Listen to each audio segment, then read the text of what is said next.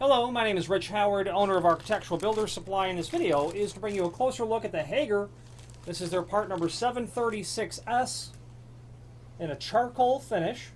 This happens to be a 17-foot length, and this is exactly what the package looks like when it comes. And just to cheat real fast, you can see that you're going to get two colors, the S for charcoal and the W for white, and then all of those roll lengths. 17, 18, 19, 20, 21, 22, 25, 260, and 520 feet. Let's just talk about those footages real quick, and we'll give one example. 17 feet, the most common. Why 17 feet? Well, if you have a 3-foot by 7-foot door, you've got 7 plus 7 plus 3, 17 feet. You can see from that point that if you have a 3080 door, you're going to need 19 feet. A 6070, well, you get the concept. You can figure it out from there. So this press-on style silicone smoke seal is what it is something that you're going to see very commonly in, well, required openings for smoke and draft control. The addition of a smoke seal is necessary to complete the installation instructions and validate the S label of a smoke control door so that it is code compliant with fire rating. Translation, hotel doors. The suite entry doors in a hotel, those are always smoke and draft control. They're always fire rated. And those doors are the most common example in which you're going to see press-on style, silicone type gasketing. Okay, they do a relatively, well, they do a bit of a job of attenuating sound, attenuating the transfer of air, dust, acoustical properties, but very minor. That's not why they're installed. Although I have installed this material to augment existing weather stripping, because quite frankly, it's very simple and straightforward and easy to put on. It's inexpensive kind of stuff. So anyway, let's get over it. First of all, this is a teardrop shape, and I have a piece of it pulled out from the package. You can see the tape that's there, and that's just a peel-away protective film. Teardrop shape, you can see why we call it that. Now this material, dimensionally, is a bit smaller, on the small end of what typical material is, but nonetheless still very common. This material is 3/8 by 3/16, whereas the standard material is typically a 1/2 by 1/4 inch. There's a link below this video to a document called product brochure, sorry. On page 2 of that document, it will show you the 736 and all of Hager's sister products, namely the 726, which is the bigger footprint. Why would you use something smaller? Well, the fact of the matter is you would use something smaller, perhaps when you needed a bit more compression than otherwise. If you had a tighter gap, then something that's going to be a little bit wider would handle. I can't really tell you if I believe that the wall thickness of this is thinner than the 726. Ergo, that's why I'm saying that. Let's get the measurements. 3/8 wide, 1/4 inch, 3/16 thick. Again, white and charcoal finishes. Charcoal is obviously far more common. Now, there is a link below this video to template. Let's knock that off right away. It's just a dimensional drawing, informational only. There's a link below this video to a document called Product Info. That is a section out of the Hager weather stripping catalog, which quite frankly gives you a technical overview of weather stripping and as it pertains to fire-rated openings. Just, again, technical. We already discussed the link to the product brochure, but once again, that's, by all means review it, because you might determine from there, oh, wait a minute, there's a better product that I would prefer to use rather than the 736. Finally, there's a link below this video to the installation instructions. 2-page deal. It is the packaging that's here. This card on this face, and then on the back side. Now let's go over the installation aspect. There are some things that are crucial. If you've never installed this material before, sit through this. If you have and you've had 100% success, this video is done. So, installation. Pre-cut the jamb and header pieces to fit prior to installing the material. Do not install as one continuous piece. Do not run it from the bottom of the jamb up to the inside corner, up to the other inside corner, then down. Those inside corners will surely be a point of failure. So don't do that. Cut them, measure them, cut them, okay?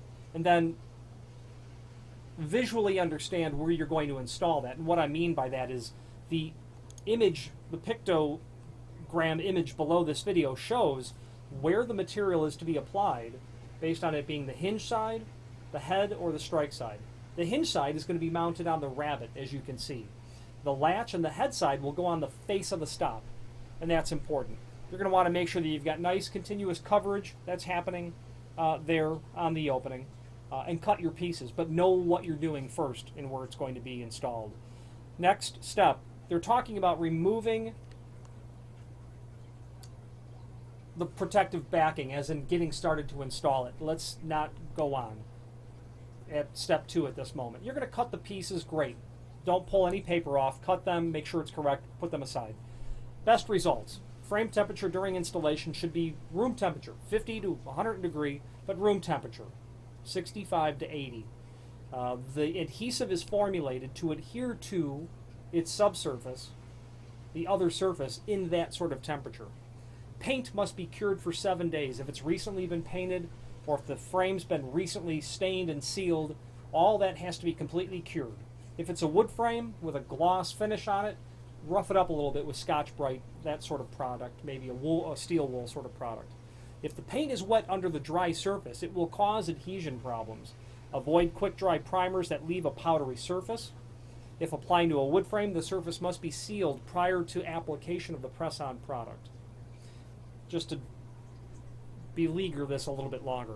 High-gloss painted surfaces may be roughened up on the surface with a Scotch-Brite pad or sandpaper for the adhesive to properly bond, giving it more surface area. Note, some compounds such as antibacterial, antifungal, or silicone additives in paint may prevent sufficient adhesion. Use firm pressure when applying. We'll talk about that in a moment. Check the adhesion before you leave the job site.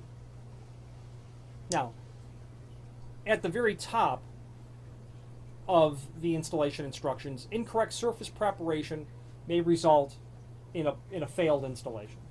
The product must be used within 6 months because the adhesive is not meant to be in this state for longer than 6 months. Don't buy it for a future job. Just buy it as you need. But allow time, please, for lead time.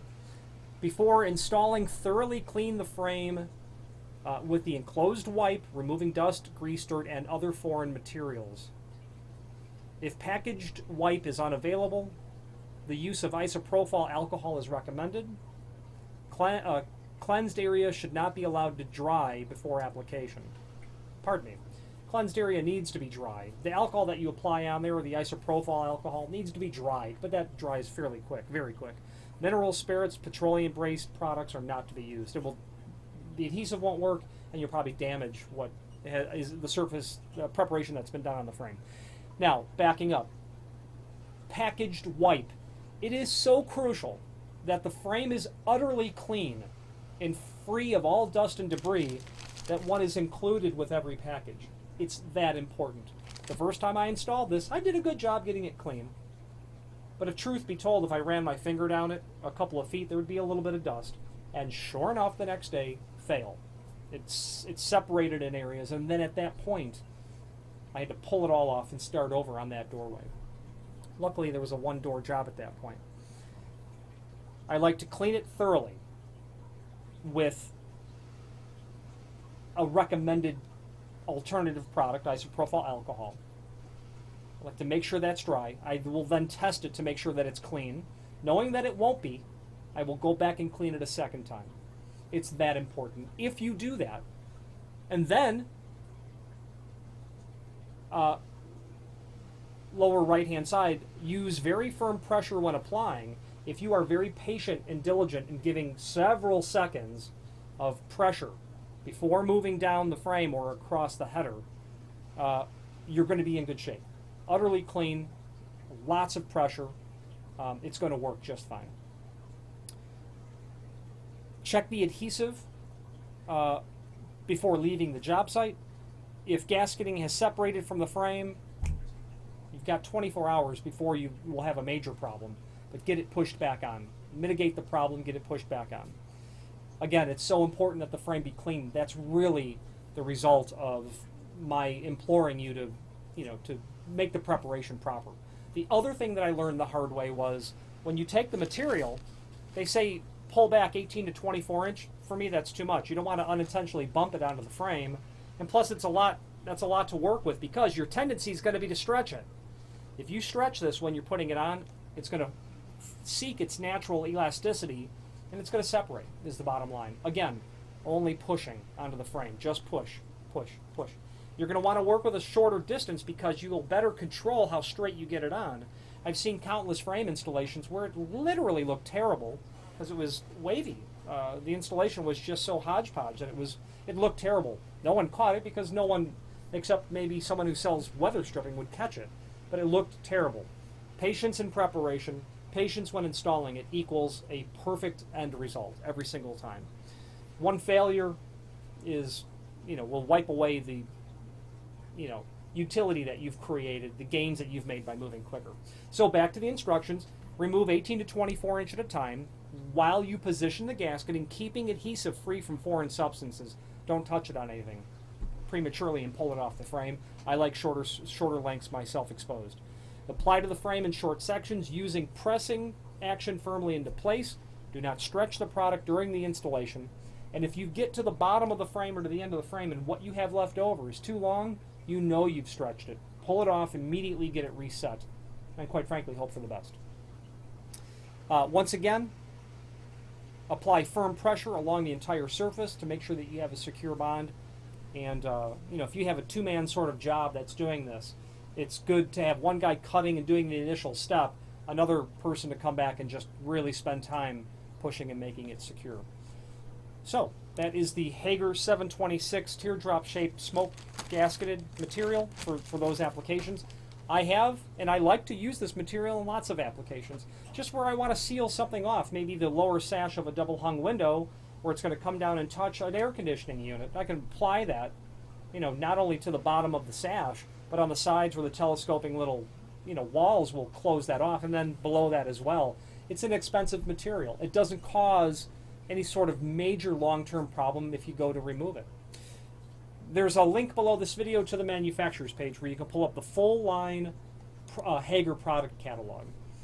Well, that's a substantial document, so allow it to download because Hager does a lot more than just weather stripping, thresholds, gasketing, door sweeps, material made of aluminum, architectural bronze or brass, stainless steel. But Hager's going to be able to help you with lock sets, exit devices, door closers, sliding track and hangers, aluminum continuous geared hinges under their Roton name, trim and auxiliary, everything in that, hinges, door stops, kick plates, things like that. But it is their namesake. Hager hinge is what they're most widely known for. Everything as it pertains to commercial, institutional, and residential hinges. That's what Hager does. And they have, I believe, well before 1850 as well. I think Van Buren might have been president when Hager got into business. Realistically, something like that. So they're good at what they do is the translation. I have some clients that are utterly partial to Hager.